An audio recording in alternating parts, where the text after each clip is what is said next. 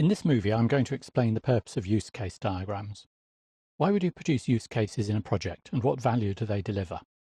In summary, the reasons would be to provide a high-level view of the system, its goals and its scope, to document and organise the user requirements from the user's point of view, to explore alternative scenarios which may well throw up additional requirements, to provide a starting point for analysing the classes in the system, a technique known as robustness analysis, to help to define the user interface, to support project management with estimating, costing, planning and risk management, and to form a basis for testing.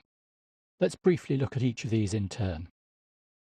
In his book on use cases, Alistair Cockburn says that use cases begin to deliver value when they're named as user goals that the system will support and brought together in a list. That list tells stakeholders what the system will do, revealing the scope and purpose of the system. The use case diagrams are a visual representation of that scope.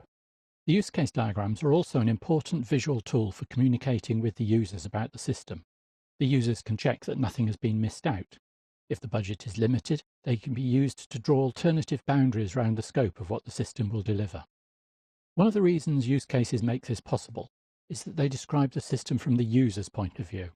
Behind every use case drawn in a diagram, there should be a textual description of that use case, a use case description, which specifies the steps the user will go through in using the system and the responses of the system to interaction with the user. Some business analysts produce lists of requirements for a system which specify everything the system must do, but don't organise those requirements in a way that reflects how the users will actually use the system. For me, that's like writing a list of ingredients for a recipe, but not saying how to combine them and in what order. The use case is like the instructions in the recipe, not just a list of ingredients. Use cases also encourage the analysts to think through all the alternative pathways through the use case. These could be things that go wrong when the user is using the system. Just think of all the things that could go wrong when you use something like an ATM or cash machine. From user errors such as putting the card in the wrong way round or upside down, to exceptional system cases like loss of connection to the network. When writing use cases, you're encouraged to brainstorm all the possible exceptional cases and document them as exception paths.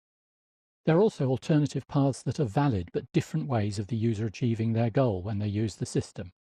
All these need to be explored and documented, and the use case is the place to do that. Use case diagrams provide a starting point for analysing the classes that are required to deliver the functionality of the system.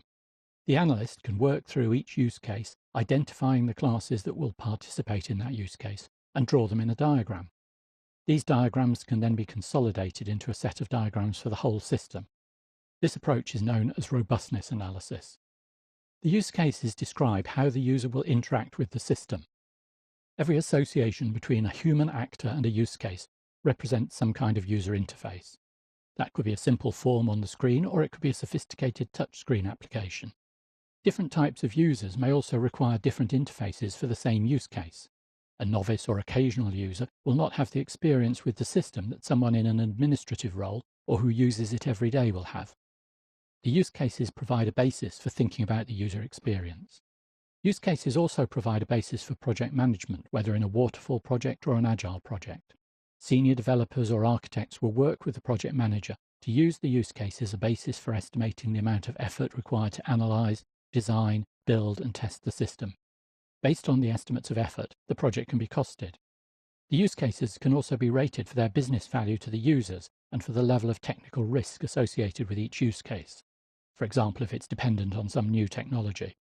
Together, these factors can be used to plan the allocation of use cases to iterations so that the project delivers business value as early as possible, while addressing project risk by tackling high-risk use cases early on. Finally, use cases are an excellent starting point for testing, particularly user acceptance testing. Use cases describe the system from the user's point of view, and each alternative path through each use case will require testing.